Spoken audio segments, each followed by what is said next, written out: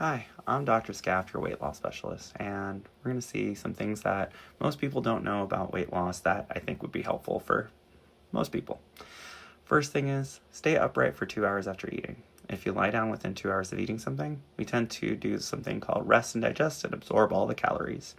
So make sure that we don't lie down within 2 hours of eating something. You might also notice on medications like the GLP-1s, like the injections, that you get quite nauseous and you actually start to vomit.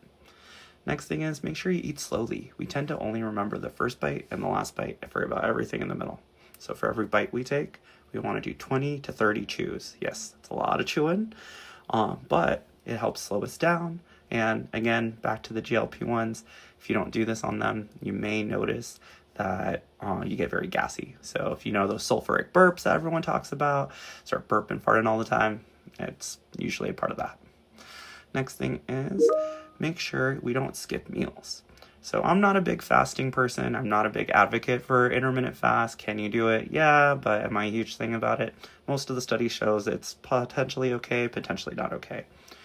The reason I'm not a huge fan for most of my patients is, first of all, we tend to get more cravings. It's just like being hungry and going to the supermarket. We tend to want more things, want more unhealthier things. So cravings tends to be a big issue. So making sure that we kind of sit down and have 10 minutes of a meal. And sometimes that is about picking ourselves, because I'm sure a lot of us are, work decently or busy with children or whatever the situation is, but everyone survives for 10 minutes.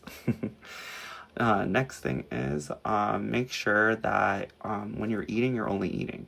When we tend to eat and watch TV and eat and do other things, we tend to lose track of how much we're eating. And then we're like, oh, I just started with one nut, now I finished a whole bag of nuts. So that's one thing I always tell everyone to do.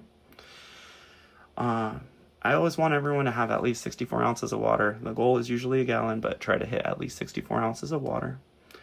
And make sure we have 10 grams of a fiber supplement. You could do that by Benefiber Metamucil. You can do that with like chia seed flax seeds, 3 tablespoons a day. Or you can add a tablespoon of flaxseed to like an oatmeal or something like that. Make sure you soak them. Do not eat chia seeds that are crunchy. If they're crunchy, they're not digestible. They're not absorbable. So that ends up causing issues. Or another option is doing like a slice of the Hero Keto bread. Make sure everyone eats half a plate of vegetables a day. The half a plate of vegetables actually helps you create more anti-hunger hormone. So the anti-hunger hormone does get increased if you have a bit more veggies. And then if you do get constipated, magnesium citrate does tend to help. 2 tablespoons every hour till you have a bowel movement. And then lastly, that is described in detail in my other video, high protein and weight training. So we start with making sure we get water first. If there's not enough water, we increase our fiber. Our fiber then causes more bloating and not so great feelings.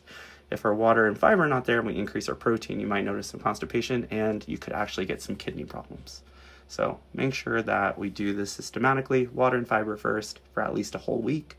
Then we add at least a palm of protein with each meal.